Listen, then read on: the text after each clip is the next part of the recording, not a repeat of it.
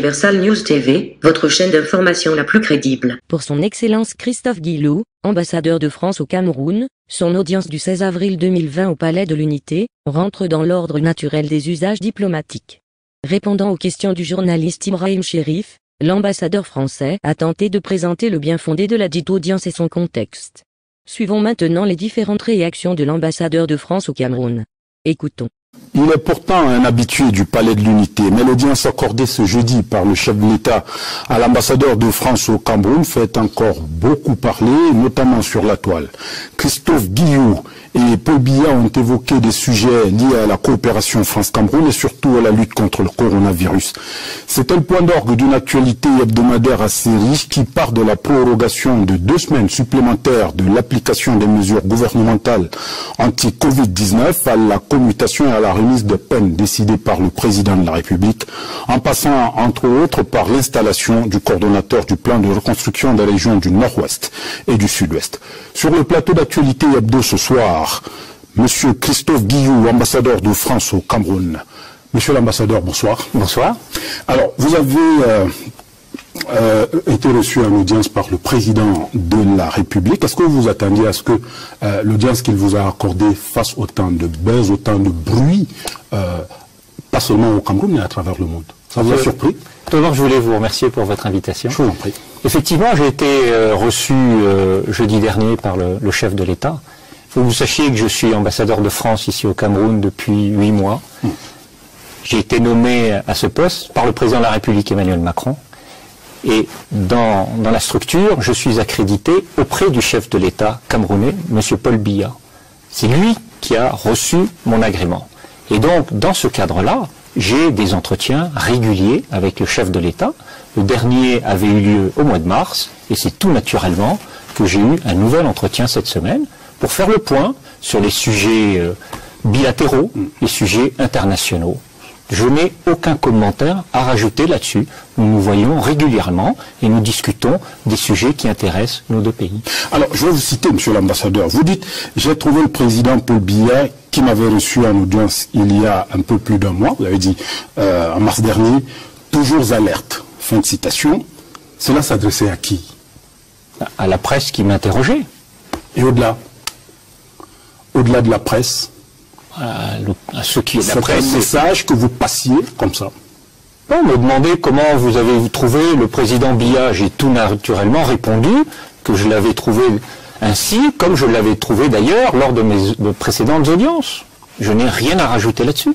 Alors, sur le fond maintenant, est-ce qu'il y avait urgence à ce que le président de la République vous reçoive, vous, l'ambassadeur de France, en ce moment précis? Nous avons, comme je viens de vous le dire, nous avons des entretiens réguliers.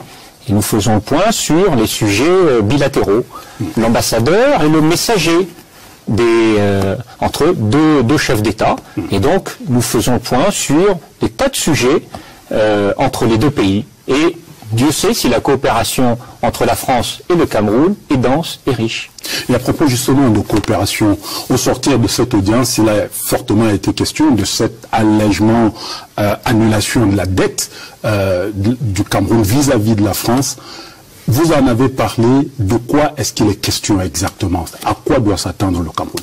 Alors, de la part de la France. L'un des points les plus importants a été de faire le point sur la lutte contre le Covid-19. La lutte contre le Covid-19, elle concerne le monde entier. Elle a commencé en Asie, elle s'est poursuivie en Europe, elle touche la France de façon dramatique, les États-Unis et aujourd'hui l'Afrique. Donc, je suis allé voir le chef de l'État et nous avons échangé sur les mesures qui sont prises en France, qui sont prises au niveau international, qui sont prises au Cameroun également. Ce que je veux dire, c'est que le Cameroun fait face à un début de pandémie, d'épidémie. La France, en toute humilité, est venue proposer son soutien aux mesures qui ont été prises, qui ont été décidées par le gouvernement, par le ministre de la Santé. Je voudrais insister là-dessus. En toute humilité, la France est durement frappée. Le président de la République, Emmanuel Macron, a expliqué qu'on essayait de faire face à quelque chose qui était inattendu. En toute humilité, ça veut dire qu'en fait, vous n'avez pas grand-chose à donner, à offrir? C'est pas ça. Quand je dis toute humilité, c'est qu'on essaye tous, collectivement, de trouver des solutions aux différents problèmes. Personne, pour l'instant, n'a trouvé la solution. Personne ne sait, il n'y a pas de certitude. Personne ne sait à quel moment de l'épidémie nous sommes aujourd'hui. Avons-nous, au niveau mondial, atteint un sommet? Ne sommes-nous qu'au début de quelque chose? Ou est-ce la fin d'un processus? C'est ça ce que je veux dire. En toute humilité, la France n'a pas plus de solutions que beaucoup d'autres. Les solutions, elles seront scientifiques. Il va falloir développer les outils de recherche. Et je suis venu voir le président pour échanger avec lui, comprendre les décisions qui ont été prises par les autorités camerounaises, qui ont lancé un appel à l'aide internationale, qui a été relayé par les chefs d'État africains, les organisations multilatérales, et c'est dans ce contexte-là que je suis allé proposer un soutien de la France aux efforts menés par le Cameroun sous l'autorité du gouvernement camerounais. Et à propos de cette aide de la France, justement, le président français, est-ce qu'il n'est pas un peu seul? Lui, il a dit, il souhaite qu'on annule la dette des pays africains vis-à-vis des pays développés, les pays des organisations internationales, mais le G20 dit, on allège. Est-ce que le président Macron n'est pas un peu seul dans cette posture de annulation de la dette? Alors, tout d'abord, le président Macron n'est pas seul. Ce sont des efforts qui sont menés aussi par les pays africains, par l'Union africaine. Il y a eu des consultations, il y a des envoyés spéciaux, et les messages ont été effectivement annulation de la dette. La France se fait également le porte-voix de cette demande. Ce sont des décisions qui sont très compliquées. La question de la dette est quelque chose de très très complexe, très technique, puisque ce sont des dettes que les États doivent aux États, à d'autres États, à des organisations internationales, à des entreprises privées. Donc il faut qu'on obtienne un consensus là-dessus pour pouvoir décider collectivement qu'on pourra parvenir à une annulation de la dette. Pour l'instant, nous n'y sommes pas, malgré les efforts de la France et de bien d'autres, et y compris les pays africains. Nous en sommes aujourd'hui à une suspension de la dette pour 2020. Et c'est ce qui a été acté récemment. On va continuer, la France continuera son plaidoyer pour qu'on puisse aller au-delà. Et pourquoi est-ce qu'on souhaite aller au-delà? C'est pour permettre aux pays les plus fragiles, les plus exposés, de pouvoir récupérer de la ressource pour lutter contre le Covid-19. Et c'est tout l'effort qui est mené aujourd'hui par le président de la République et par bien d'autres auprès des créanciers des pays. Nous en parlerons plus en détail tout à l'heure. Monsieur Christophe Guillou, ambassadeur de France au Cameroun, merci de vous prêter ainsi à nos questions. Tout à l'heure, vous serez appelé à répondre aux questions des internautes rassemblés par Elvis Mbimba, qui a fait un peu le tour de la toile, Facebook, Twitter, CRTV Web et autres. Actualité hebdo, ce soir, c'est aussi notre semaine politique et sociale. Arrêt sur la commutation et la remise de peine. Le coordonnateur du plan de reconstruction des régions du sud-ouest et du nord-ouest. Et bien sûr, le point de la lutte contre le coronavirus au Cameroun. Madame, Monsieur, merci de votre fidélité à Actualité hebdo. Notre invité est l'ambassadeur de France au Cameroun, Christophe Guillou. À tout de suite.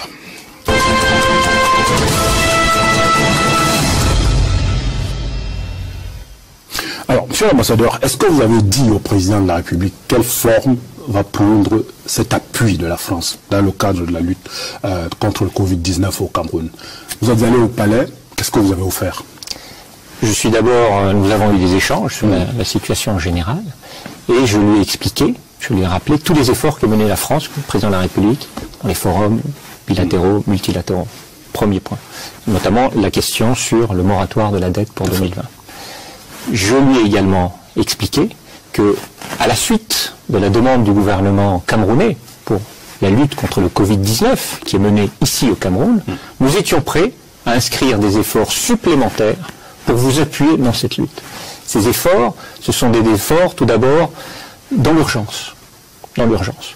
Et nous sommes en train de redéployer à travers les mécanismes de l'Agence française de développement 7 milliards de francs CFA pour vous aider à répondre à l'urgence actuelle, c'est-à-dire l'achat de médicaments, l'achat de tests, etc., etc. À cela, nous allons ajouter environ 700 millions de francs CFA pour aider les activités de l'Institut Pasteur du Cameroun. C'est un institut de très grand renom qui emploie des scientifiques camerounais et nous avons donc besoin tous collectivement de soutenir ces activités pour mieux enrayer ce début d'épidémie. Alors cet argent-là, il vient en supplément de ce qui est déjà fait dans le cadre du C2D, etc.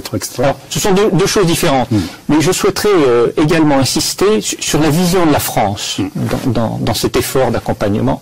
Ce que je voudrais dire, et j'insiste sur l'humilité qui est la nôtre, nous avons compris, en tout cas nous sommes en train de comprendre, que visiblement, à la date d'aujourd'hui, l'épidémie au Cameroun et dans d'autres pays africains n'a pas pris l'ampleur de celle que l'on a pu connaître dans d'autres régions, et je pense en particulier à la France. On va essayer de comprendre pourquoi. Est-ce que ce sont les outils statistiques? Est-ce que c'est le manque de matériel? Toujours est-il qu'elle n'a pas attaqué autant le Cameroun que d'autres pays, en tout cas dans le Nord. Et il faut peut-être y comprendre la particularité du Cameroun. Vous êtes exposé ici à des tas de maladies. Vous avez des tas de recettes traditionnelles. Et beaucoup de mes amis qui commencent à sentir les premiers effets de la maladie, des maux de tête, de la fièvre, de la toux, se soignent avec une médecine traditionnelle, avec des décoctions d'écorce, etc., etc. Je ne dis pas que c'est la solution, mais il y a peut-être aussi des enseignements à tirer pour nous, pour mieux comprendre et mieux enrayer la maladie. Ce que je veux dire, c'est que nous n'avons pas la recette en France, en Occident pour l'instant. Et il y a peut-être aussi à s'inspirer de ce que font les pays qui sont plus régulièrement exposés à des maladies.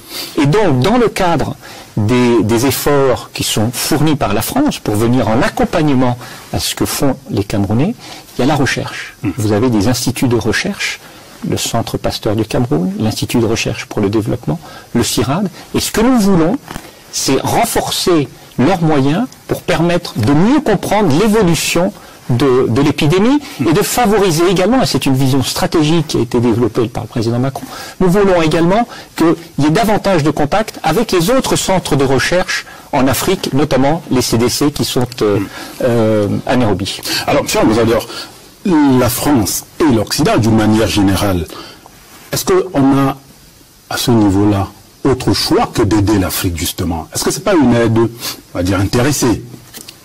On aide véritablement l'Afrique contre le Covid-19 pour, pas que demain, il y a cette autre vague d'immigration vers l'Europe. C'est pas ça le problème? Il ne s'agit pas d'immigration. Il s'agit, et s'il y a une certitude, c'est que personne ne s'en sortira tout seul. Les échanges internationaux, aujourd'hui, font qu'il faut qu'on s'accompagne, que l'amitié fasse qu'on puisse s'aider les uns les autres. Il n'y aura pas d'autre solution. À la fois par des aides bilatérales et à la fois par le renforcement des grands organismes internationaux, multilatéraux. Je pense à l'Organisation mondiale de la santé, qui a un rôle incontournable, au Fonds mondial, au Gavi, etc., etc. Et ça, nous en sommes convaincus. Personne ne pourra s'en sortir tout seul. Donc, notre objectif, c'est d'accompagner les efforts qui sont faits au niveau européen, je parle de la France, bien entendu, mais également des États et des régions qui en ont le plus besoin. Et c'est pour ça que la France plaide activement pour que l'Afrique aussi soit accompagnée dans des efforts pour lutter contre le Covid-19. Je vous propose de suivre et d'écouter des sons de cloche différents. C'est dans un entretien que des économistes ont accordé à notre porteur Évariste Yenga. Ils sont sur notre antenne. C'est une bonne nouvelle parce que, à raison de la conjoncture, le Cameroun a prévu à peu près, je crois, un peu plus de 300 milliards de francs CFA au titre des droits et taxes douanières. Mais vous savez qu'en raison des restrictions des échanges, cette prévision-là ne pourra plus se réaliser. Le Cameroun a budgétisé également au titre des revenus issus de la vente du pétrole, à peu près un peu plus de 450 milliards de francs CFA. Eu égard à la baisse des cours du pétrole, cela ne peut plus se réaliser. Ça voudrait donc dire que ces engagements du Cameroun seront difficiles à respecter. Et ce moratoire-là, bien que ce ne soit pas un moratoire, c'est un coup de pouce à l'économie camerounaise. Si on veut avoir une position un peu plus critique, on peut dire que c'est juste pour un temps. Une fois que la date de moratoire sera à son terme, évidemment, le Cameroun va reprendre le service de paiement de la dette. Et donc, en réalité, cela n'a pas véritablement un impact positif. Ça n'a fait que repousser les échéances de paiement de la dette.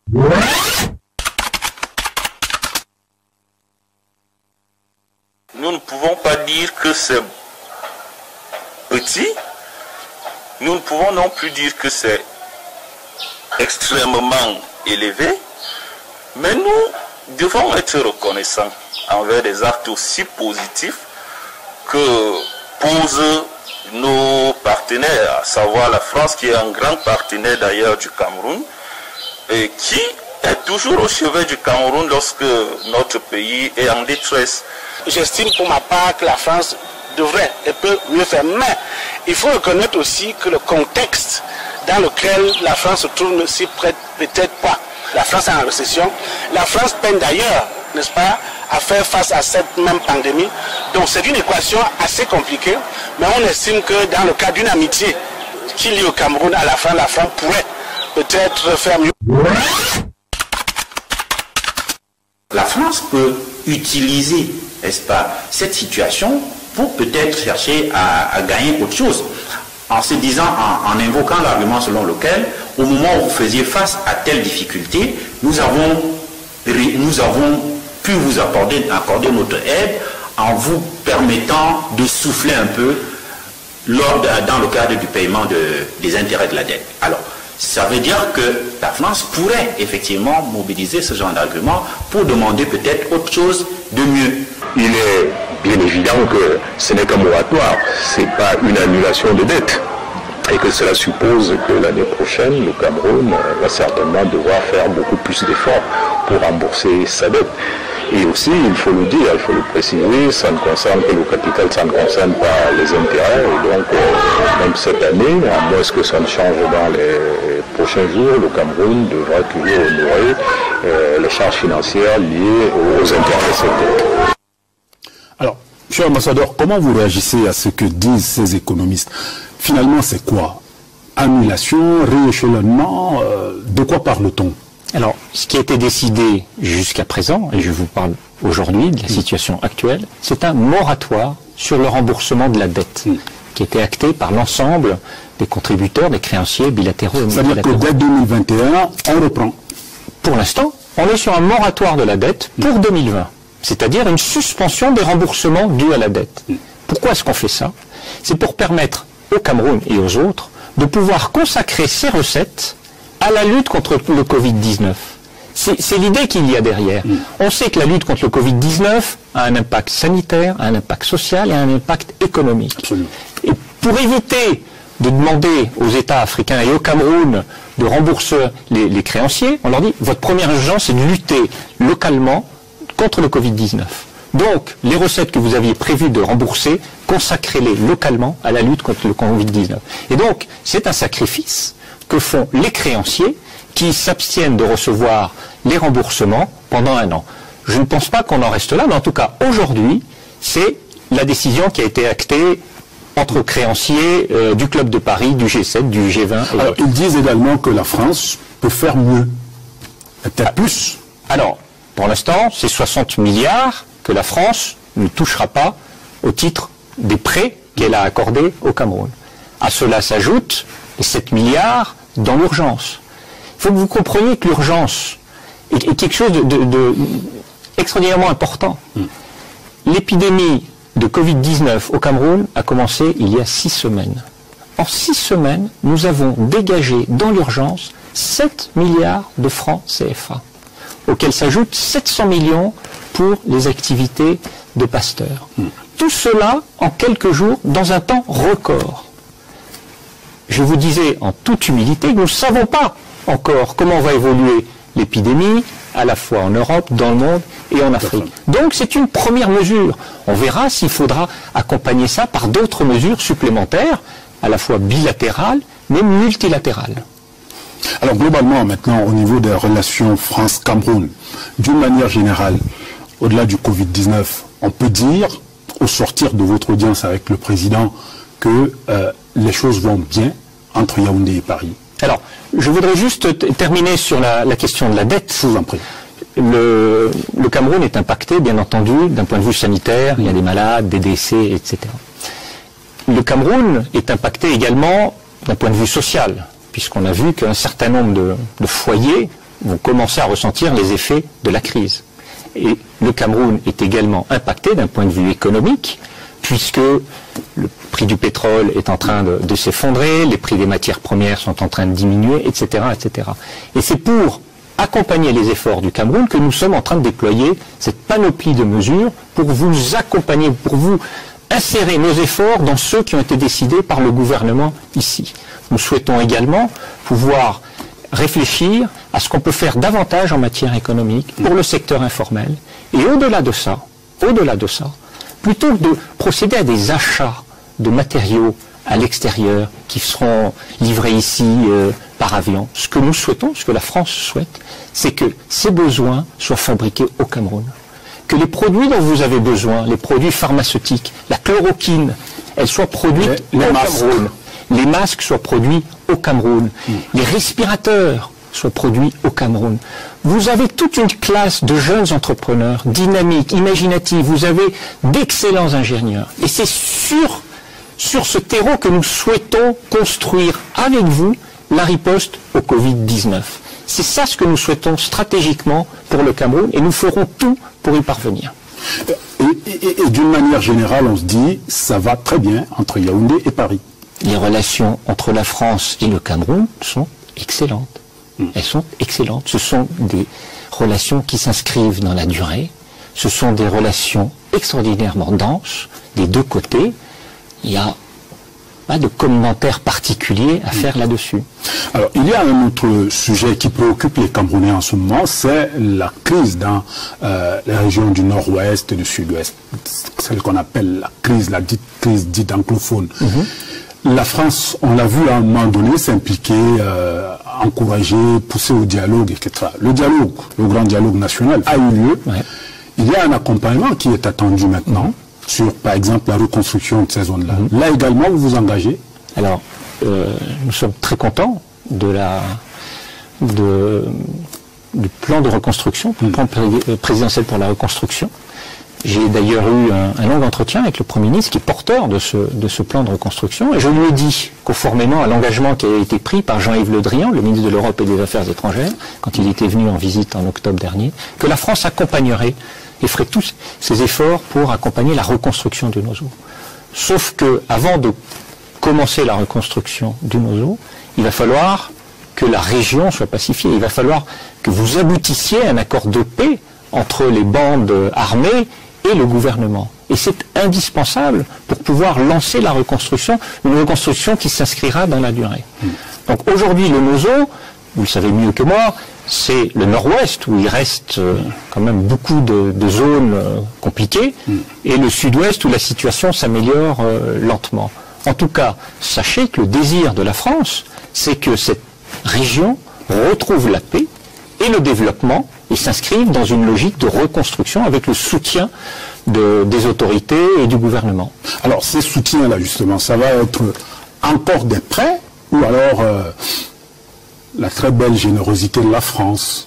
Alors, tout d'abord, et je voudrais aussi insister là-dessus, je l'ai dit l'autre jour, la France souhaite que au Cameroun, le Cameroun puisse se faire l'écho de la mise en œuvre de l'appel lancé par le secrétaire général des Nations Unies, Antonio Guterres, pour un cessez-le-feu généralisé à travers le monde, pour permettre les efforts de lutte contre le Covid-19, qui ne se dispersent pas dans la lutte, mais que tout le monde se consacre sur l'ensemble du territoire à la lutte contre le Covid-19. Donc nous souhaitons aujourd'hui un cessez-le-feu dans cette région.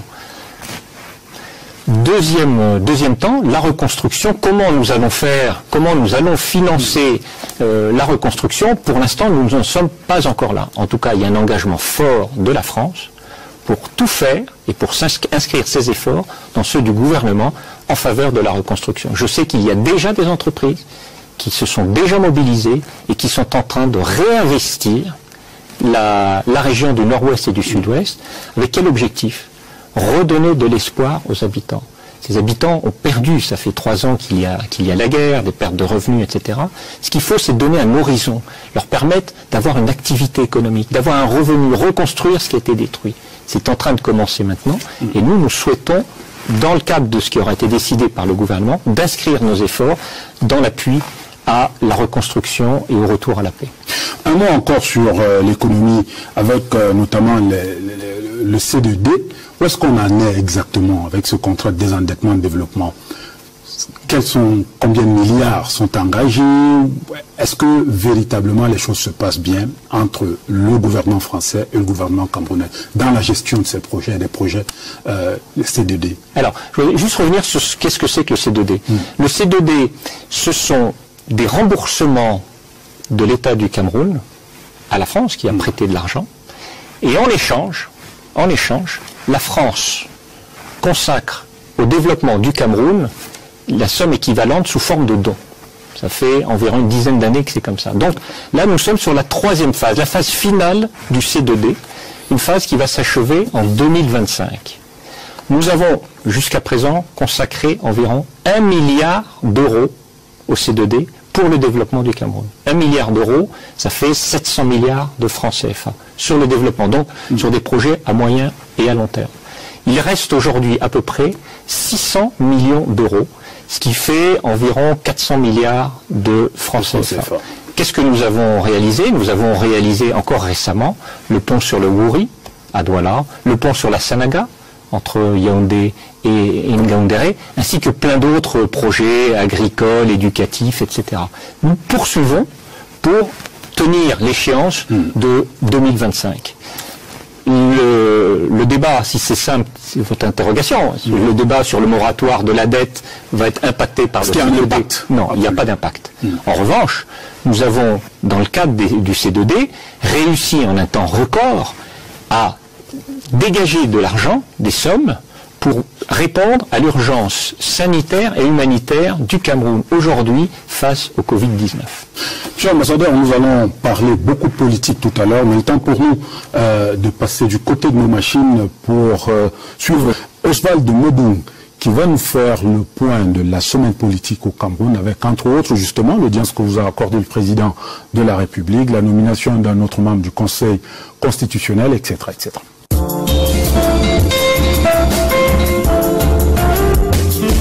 La vie politique nationale a été marquée cette semaine par une série d'actes majeurs, avec à la manœuvre le chef de l'État lui-même. Par un décret, le président de la République a accordé des commutations et remises de peine aux personnes incarcérées et définitivement condamnées par la justice camerounaise. Cette prérogative que lui confère la Constitution intervient dans un contexte marqué par une crise sanitaire mondiale. L'enjeu de l'acte d'humanisme présidentiel est double: décongestionner les prisons camerounaises et les tenir hors de portée du spectre du Covid-19, comme une mesure supplémentaire dans la lutte contre cette maladie. Cet acte était précédé quelques temps plus tôt par la nomination du professeur Joseph Orona comme nouveau membre du Conseil constitutionnel. Personnalité émérite du droit, il vient remplacer Jean Foumanakan, décédé le 13 janvier 2019, dans ce comité des sages. Dans la foulée de ces décrets, le président Paul Biya recevait en audience l'ambassadeur de France au Cameroun. Un échange d'une heure d'horloge qui a permis aux deux personnalités d'évoquer des sujets d'intérêt commun, au rang desquels la crise sanitaire du coronavirus ou encore le moratoire sur la dette du Cameroun accordé lors du dernier sommet du G20. À l'immeuble Étoile, les responsables de la coordination nationale du plan présidentiel de reconstruction et de développement des régions du Nord-Ouest et du Sud-Ouest étaient installés dans leurs nouvelles fonctions. Paul Tasson, ministre délégué à l'économie, et John Donatus Fonui, ancien maire de Kumbo, n'auront pas droit au rang d'observation. Autre preuve que la vie politique nationale reste d'actualité, c'est l'activité dans les deux chambres du Parlement. À la Chambre haute, les sénateurs autour du président du Sénat ont imaginé comment redonner du lustre à la poste camerounaise à l'heure du numérique. La poste doit jouer un rôle important dans la société, pour le développement de la société, la mise en place du fonds de développement des télécommunications et de la régulation des télécommunications doit permettre de booster ce secteur. La Chambre basse, elle aussi, a connu une animation bien particulière avec la nomination cette semaine d'un nouveau secrétaire général en la personne de Gaston Comba, un homme qui connaît bien le palais de Verre, lui qui y a séjourné comme parlementaire pour le compte du RDPC pendant 2 mandats, en devient aujourd'hui la principale cheville ouvrière. Vos patrons sont les députés. Je vous recommande beaucoup de respect. Je vous recommande de respecter les députés. Je vous recommande de respecter les députés. Je l'ai répété 3 fois. J'espère que vous en tiendrez compte. Une pointe de tristesse a aussi plané sur le palais de Verre, avec l'annonce cette semaine du décès de l'honorable Joseph Mandam, du Social Democratic Front. Un homme d'action, quelqu'un qui était honnête, qui était engagé en ce qui concerne la démocratie dans ce pays. Et nous avons lutté ensemble pour avoir l'élection dans les urnes transparentes dans ce pays. Et nous avons travaillé ensemble. Il a représenté le Cameroun au niveau du Commonwealth, au niveau du Parlement panafricain, au niveau, n'est-ce pas, du CEMAC. Une riche actualité en somme qui a mis la politique cette semaine encore au devant de la scène.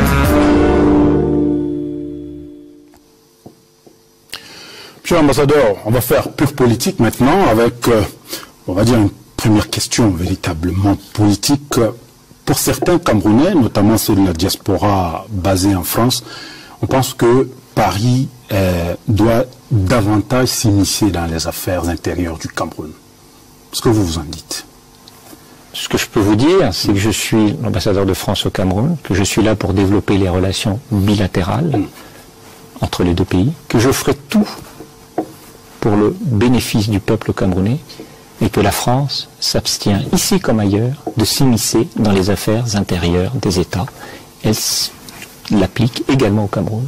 Donc je m'interdis de m'immiscer dans les affaires intérieures du Cameroun. C'est-à-dire qu'on ne vous entendra pas sur le commentaire des élections, commentaires liés peut-être aux détails de la crise dans le nord-ouest, sud-ouest, etc., etc. Jusqu'à présent, je ne l'ai pas fait. Si je suis sollicité, si un sujet mérite qu'on intervienne, on le fera. Vous parlez de la situation dans le Mozo. Évidemment qu'on ne peut pas rester muet, mais on le fait à l'invitation. C'est pas ça de l'émission. À l'invitation, du coup. À l'invitation. C'est pas ça de l'émission. Quand on intervient sur le Covid-19, quand je discute de ces questions-là avec Monsieur le Premier ministre, avec le ministre de la Santé, c'est en appui à ce que vous faites. Est-ce que c'est de l'immixtion? Est-ce que c'est de l'ingérence? Non, c'est un pays ami qui vient, qui répond à un appel et qui essaye de travailler avec lui pour trouver la meilleure des solutions possibles. Est-ce que c'est de l'ingérence? Je ne le crois pas. En tout cas, ces Camerounais-là qui sont basés pour un bon nombre d'entre eux en France, qui estiment que la France n'en fait pas assez dans le domaine, on va dire, politique au Cameroun. Vous comprenez ce qu'ils disent? Vous entendez au moins? Moi, je suis au Cameroun. Je suis l'ambassadeur de France au Cameroun. Je suis là pour observer la situation dans le pays, y compris la situation interne. Je n'ai aucun commentaire à faire là-dessus. Aucun commentaire. Je n'en ai pas fait et je n'en ferai pas. Alors, dites-moi, comment s'est réglée l'affaire du coup de fil que devait passer le président français à son homologue camerounais? Là également, vous n'en faites pas, vous ne faites pas de commentaires. Non, je n'ai aucun commentaire à faire sur les déclarations du président de la République, Emmanuel Macron. Cette affaire s'est réglée entre Emmanuel Macron, le président de la République, et M. Paul Biya, président de la République du Cameroun. Je n'ai aucun commentaire à faire là-dessus non plus. Nous allons passer, si on peut dire, la parole aux internautes qui énormément ont réagi à notre appel, à vous poser des questions. Et on va commencer tout go comme ça par James Fabrice Ebéchaud, certainement un nom d'emprunt, qui dit « La France est dans une crise sanitaire grave avec un coût financier important. Pourquoi s'empresse-t-elle d'aider le Cameroun ?» Alors, la France, oui, fait face à une crise. Vous répondez simplement solidarité. Je réponds, la France fait face à une crise. Mais ce n'est pas parce que nous sommes en crise, que nous avons eu un retard à l'allumage, comme l'a reconnu le président de la République, que nous ne pouvons pas continuer à répondre aux appels qui nous sont adressés. Le Cameroun nous a adressé un appel, comme aux autres partenaires du pays, bilatéraux et multilatéraux, et nous essayons d'y faire face avec les moyens qui sont les nôtres, et je répète une fois de plus, avec la plus grande humilité. Nous n'avons pas la recette. Nous n'avons pas encore trouvé la recette en France. Vous avez vos propres paramètres et notre accompagnement s'inscrit dans les paramètres du Cameroun, malgré les difficultés que nous avons en France, notamment pour produire et pour répondre à l'urgence sanitaire, qui est différente ici.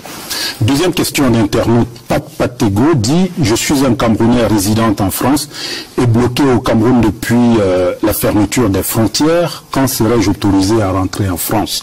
Je risque d'y perdre mon emploi. » Alors, la situation est très claire. Je précise que vous n'êtes pas transporteur aérien. Je ne suis pas transporteur aérien, mais les frontières ont été fermées.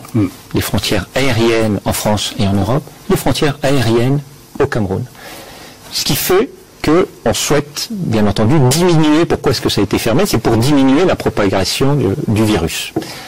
Néanmoins, tous les Français, et c'est ce que nous avons fait depuis plusieurs semaines, tous les Français qui étaient bloqués ici, les Français de passage, l'immense majorité a été autorisée à quitter le Cameroun pour rentrer en France. Les Français de passage. À cela se sont ajoutés des Français qui étaient résidents qui ont souhaité également rentrer. C'est ce que nous avons fait en priorité sous les instructions du gouvernement français. De gérer un cas comme celui-là, par exemple, un Camerounais qui est bloqué ici, qui travaille en France. La priorité a été de faire rentrer les Français de passage. Mais il n'y a pas eu que des Français de passage qui sont rentrés grâce aux vols qui ont été mis en place par Air France. Il y a eu aussi des Camerounais. Des Camerounais, et là j'insiste, avec carte de résidence en France, qui ont tout à fait le droit de rentrer en France. Donc il ne s'agit pas de faire une barrière pour empêcher les Camerounais de rentrer en France, il s'agit d'autoriser les Camerounais qui sont bloqués ici avec carte de résidence de rejoindre leur lieu de travail, et c'est tout à fait normal. Un certain nombre de vols ont été mis en place, j'espère que ça va se poursuivre. Si votre interlocuteur n'a pas eu de place, je l'invite à consulter les différentes compagnies aériennes pour essayer de retrouver son emploi, sa situation familiale et personnelle en France. En revanche, je précise que les Camerounais résidents ici, eux, ça va être beaucoup plus difficile puisque les frontières en France sont fermées. Elles sont fermées. D'ailleurs, l'ambassade a fermé son service des visas, puisque dans ce cadre-là, puisque les visiteurs ne peuvent plus, pour l'instant, rentrer en France, nous avons décidé d'arrêter la délivrance de visas. Mais les Camerounais résidant en France, c'est un cas particulier, et s'ils trouvent le moyen de rentrer en France, il est bienvenu en France pour poursuivre ses activités. Avec carte de résident. Exactement.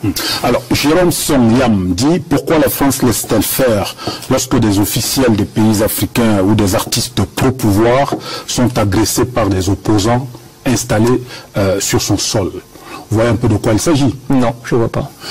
Ben oui, des artistes qui sont empêchés de se produire en France, pas parce que le gouvernement français l'interdit, mais des groupes camerounais ou autres africains interdisent ces artistes-là de se produire, ou alors ces hommes politiques-là d'aller s'exprimer, peut-être dans les communautés, etc., etc. C'est arrivé une ou deux fois quand même. Oui, peut-être, mais je ne suis pas au courant. La France est un pays libre, on peut s'exprimer, le droit de rassemblement est autorisé, le droit de manifestation est autorisé, les artistes peuvent bien entendu, dans le cadre des droits et des devoirs qui sont les leurs, de s'exprimer, de se produire. Je n'ai pas de commentaire particulier à faire là-dessus et je ne vois pas à quel sujet d'actualité votre interlocuteur se réfère. Alors, la France, c'est un autre internaute, François Siri, la France va-t-elle relancer les bourses d'études après le confinement? Alors, vous l'avez supprimé? Non, on n'a pas supprimé. Ben voilà. Nous n'avons pas supprimé les bourses. Néanmoins, les universités françaises sont fermées à cause du confinement. Ça impacte tout notre système, bien entendu, de sélection de boursiers, d'acceptation dans les établissements d'enseignement supérieur. Donc, c'est un grand chaos. Mais nous n'avons absolument pas supprimé les bourses, ni le système qui permet aux Camerounais, une fois le bac obtenu, ou d'autres diplômes, d'aller poursuivre leurs études en France. On demande juste un petit peu d'indulgence, remettre les administrations en ordre de marche, et nous prendrons, et nous souhaitons continuer à avoir des Camerounais qui viennent faire des études en France, qu'il s'agisse des études supérieures ou au-delà. Jean-Xavier Mbarga dit la brigade anti-sardinard, la BAS, vous savez de quoi il s'agit? Oui. Voilà. Très active sur le sol français et, sinon une création de services secrets français, tout au moins bénéficie de leur encadrement. Alors, tout d'abord, service secret français. Oui. Service secret français, c'est une contradiction. Service secret français, ils n'agissent pas en France. Ils agissent à l'extérieur. Donc, si c'était une création des services secrets, ce ne pourrait pas être des services secrets, puisque nos services secrets agissent à l'étranger. Et je dément absolument que les services secrets français soient derrière les activités de la brigade anti-sardinard. C'est-à-dire que la brigade anti-sardinard se déploie en France, la France n'a rien à y voir. C'est de ça qu'il s'agit? C'est une association sur laquelle je n'ai aucun commentaire à faire là non plus. Alors, Dallas The First dit où sont les archives que le président François Hollande avait promis de rapatrier au Cameroun. Vous vous souvenez qu'au cours de sa visite ici, voilà, sur la colonisation, sur la période juste après la colonisation, il y a des choses qui ont été dites. Alors, l'engagement et la décision du président François Hollande était de laisser l'accès aux archives. Ces archives sont en France, nous les avons ouverts, ils sont accessibles à qui veut les consulter. Il n'est pas question de rapatriement. Alors, ils sont accessibles à qui veut. Donc nous avons accueilli récemment encore des journalistes qui sont venus, des chercheurs, etc. Donc là-dessus, aucun sujet. Le rapatriement, c'est encore autre chose. Ces documents font partie du patrimoine national français. Ils sont librement consultables. Le rapatriement, ils appartiennent aux archives nationales. Le rapatriement, c'est une autre question qui mérite probablement des discussions très compliquées et approfondies. FG Oumarou dit, Monsieur l'ambassadeur, quelles sont les aides financières ou sanitaires que votre pays nous apporte pour lutter contre le coronavirus? On en a parlé, assez largement d'ailleurs. Pessiki qui dit, la dette du Cameroun vis-à-vis de la France, à combien s'élève-t-elle aujourd'hui? Alors, très sincèrement, c'est très compliqué à évaluer. Mais elle est... À mon avis, un chiffre global comme ça, non, parce qu'on a reconverti la dette du Cameroun à travers le mécanisme C2D. On vient de parler du moratoire sur les 60 milliards. Donc, voilà, il faut faire un petit calcul, mais et puis c'est une dette qui est un peu complexe. Donc là, je suis désolé. Il va falloir le calculer. Oui. Armand Savom dit, vous représentez la France dans les pays africains depuis quelques années. À votre avis, à quoi est dû le sentiment anti-français qu'on constate ça et là sur le continent? Alors, sentiment anti-français, c'est un vrai sujet. Je pense qu'il s'explique par la relation historique de la France avec les différents pays depuis les indépendances. C'est seulement la colonisation? Non, je veux dire qu'il s'exprime depuis la colonisation, depuis qu'il y a des États indépendants et la France. Bien entendu, son origine remonte à une période probablement plus ancienne, de l'esclavage, etc. La colonie qui a été dans certains pays assez dure. Mais certains disent depuis les années 90 en fait. C'est-à-dire que la France a soutenu les régimes en place contre ce qu'on pourrait appeler les oppositions. Ce serait un peu ça. Mais la France, elle reconnaît des États, elle n'a pas à reconnaître des gouvernements. La France, et c'est mon action à moi ici, on est là au service du peuple camerounais. On n'a pas à reconnaître telle ou telle personne ou à agir sur les oppositions ou pas les oppositions. Il ne s'agit pas de ça. Mais effectivement, dès qu'il y a un sujet, on a tendance très facilement à accuser la France des pires maux. Je n'étais pas là ici, mais il y a quelques années, on accusait la France de soutenir les djihadistes de Boko Haram contre le Cameroun. Sans aucune preuve, avec des montages vidéo, avec des montages photographiques, sans aucune preuve. Tout ça était faux. Et on instrumentalise ça au nom de sentiments anti-français. Ce qui me concerne, ça fait 8 mois que je suis ici, je me suis déplacé dans la plupart des régions du pays. Je n'ai jamais ressenti le moindre sentiment anti-français à l'égard de ma personne. Jamais, jamais, jamais. Une dernière question d'internaute, Justin Patos. Il dit, au lendemain de l'incident du Salon de l'Agriculture à Paris, comment est-ce que l'Élysée a réagi à la manifestation des jeunes devant l'ambassade de France à Yaoundé? Ça, vous vous en souvenez quand même? Bien sûr, je m'en souviens. Ils ont réagi comment? Nous n'avons pas réagi. Nous avons vu ces jeunes avec leur banderole qui sont venus. Nous les avons observés. Tout ça s'est fait dans la dignité, dans l'ordre. Tout ça a été visiblement très bien encadré et je n'ai aucun commentaire à faire là-dessus. Très diplomatiquement, vous dites c'est la démocratie. Ils sont venus, ils ont manifesté très proprement et ils sont repartis tout aussi proprement. Donc non, nous n'avons pas craint des dégâts, nous n'avons pas particulièrement ressenti de menaces physiques à l'égard de la communauté française ou du personnel de l'ambassade. Je vais vous proposer de revisiter notre semaine sociale telle qu'elle s'est déroulée au Cameroun avec évidemment la lutte contre le Covid-19 qui est toujours en première ligne. Voici à ce sujet Franck Lévien. Un mois déjà que le Cameroun met en œuvre son plan de riposte contre le Covid-19. Au départ, c'était 13 mesures restrictives, désormais c'est 20 recommandations. En faisant le point de la lutte par visioconférence cette semaine, le gouvernement constate avec satisfaction que les Camerounais adhèrent dans la grande majorité à ces actions. L'une des mesures les plus partagées, c'est le port obligatoire du masque. Un outil de protection devenu rare dans les pharmacies. Alors, les petites et moyennes entreprises locales se lancent dans la production et le gouvernement les y accompagne. C'est dans cette perspective que le chef de l'État, son Excellence Paul Biya, a pris 3 nouvelles décisions. Premièrement, la reconduction pour une durée de 15 jours supplémentaires des 13 mesures de restriction publiées le 17 mars 2020 dans le cadre de la lutte contre l'expansion de Covid-19 dans notre pays, auxquelles s'ajoutent les mesures complémentaires communiquées le 9 avril 2020. 2. La reprise des cours à la date indicative du 1er juin 2020 dans tous les établissements scolaires et universitaires ainsi que dans les centres de formation professionnelle et les grandes écoles. Il reste entendu que cette mesure est susceptible de réajustement en fonction de l'évolution de la pandémie. 3. La finalisation en urgence de l'étude visant à évaluer l'impact du Covid-19 sur l'économie nationale et la détermination en urgence des mesures d'accompagnement à mettre en œuvre pour soutenir les secteurs d'activité en difficulté ainsi que les ménages les plus fragiles.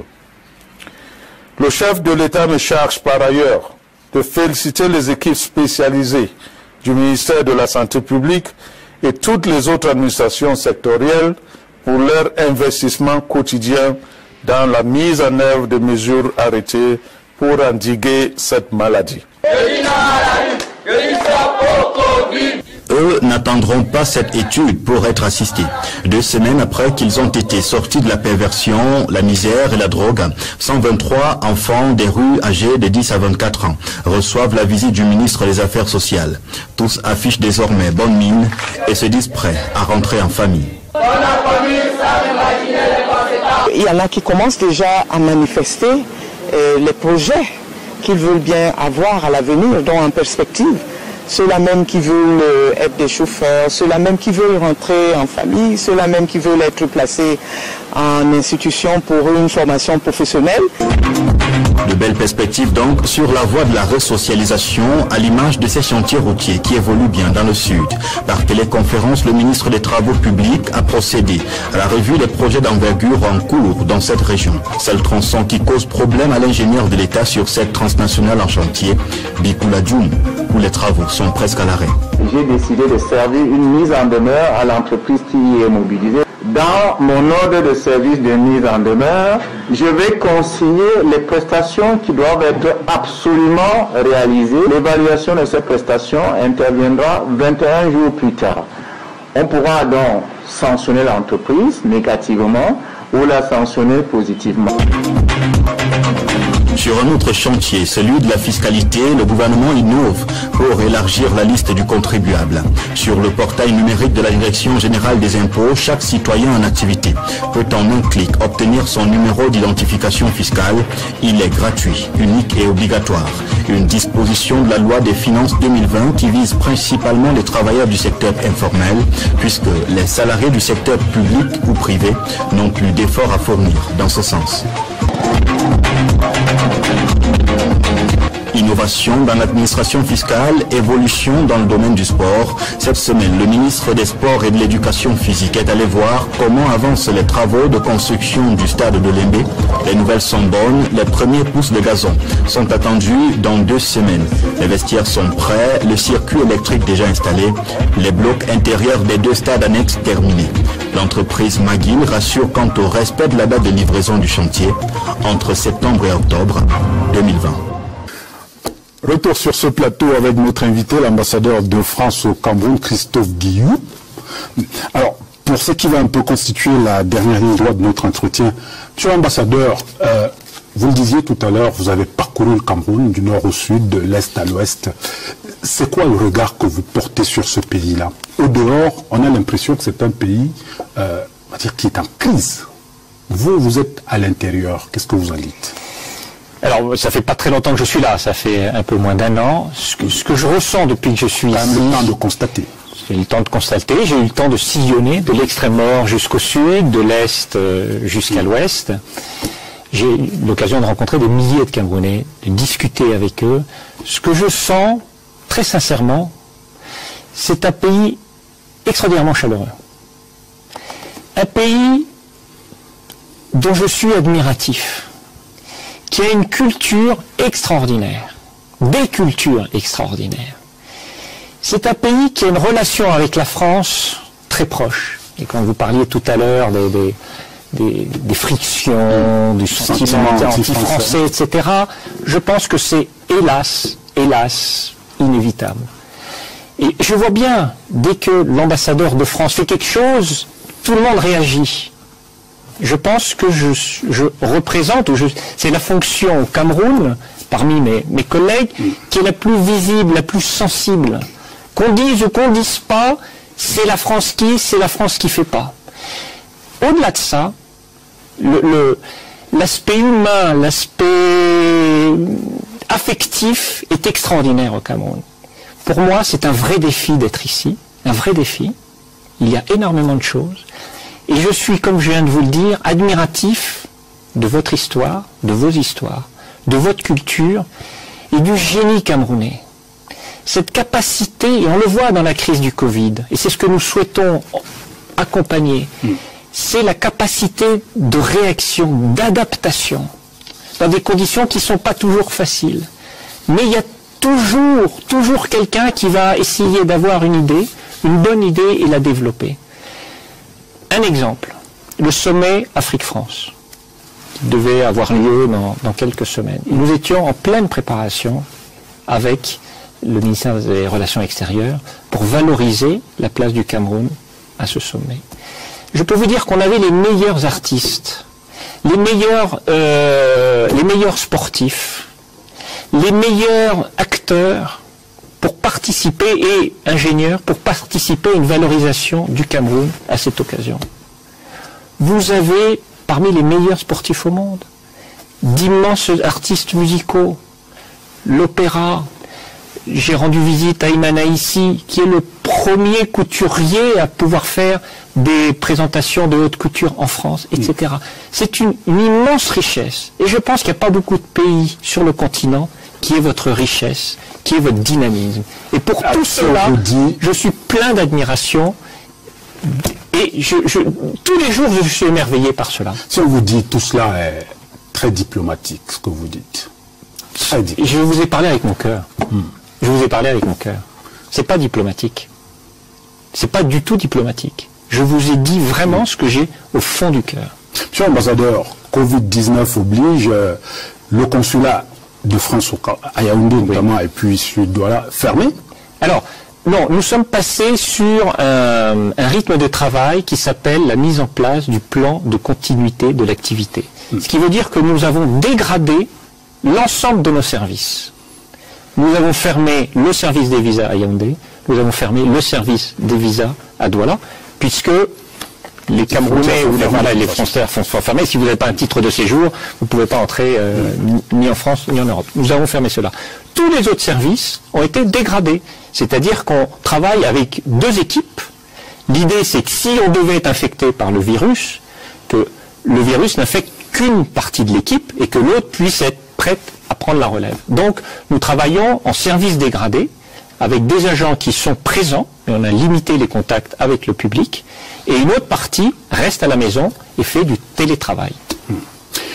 On va sortir par là où nous avons commencé, Monsieur l'ambassadeur, votre audience avec le président de la République, on en reparle encore. Alors, au sortir de cette audience-là, vous tirez quelles leçons quand vous voyez ce que ça a produit comme, on va dire, effet, aussi bien sur la scène internationale que locale? Vous dites, il y avait un problème. Moi, je suis allé voir le chef de l'État, comme je le vois régulièrement, nous échangeons longuement, lui et moi, sur des sujets qui concernent les deux pays. Je suis sorti, j'ai fait une petite déclaration à la presse, point, c'est tout. Sur le reste, tout ce que je peux dire, c'est de l'outrance. De l'outrance. Mais je ne ferai pas davantage de commentaires. Nous avons des échanges réguliers avec le chef de l'État. J'ai des échanges réguliers avec le Premier ministre. J'ai des échanges réguliers avec les autres ministres. Et c'est tout à fait normal. La densité des relations, l'importance des relations entre la France et le Cameroun nécessite ce dialogue permanent et régulier. Sur le reste, sur les échos depuis 2-3 jours, je ne ferai aucun commentaire. Monsieur Christophe Guilou, ambassadeur de France au Cameroun, vous étiez l'invité d'Actualité Hebdo ce dimanche et merci de votre disponibilité. Merci beaucoup. Merci. Invité sur le plateau de télévision du programme Actualité Hebdo de la CRTV, Christophe Guilou face à Ibrahim Chérif a indiqué d'entrée de jeu qu'il ne s'attendait pas à ce que son audience du 16 avril 2020 au Palais fasse naître une polémique. À la sortie de l'audience du 16 avril dernier, l'ambassadeur Christophe Guilou a déclaré qu'il a trouvé le chef de l'État toujours alerte. Ici, Christine Muriel, correspondante permanente pour Universal News TV. Merci de suivre Universal News TV sur YouTube. Nous vous rassurons que les informations que nous diffusons au quotidien sont suffisamment crédibles. Alors, n'hésitez pas à liker la vidéo si elle vous plaît, et si vous êtes nouveau sur la chaîne. N'oubliez pas de vous abonner et d'activer la cloche de notification pour ne pas rater nos prochaines vidéos.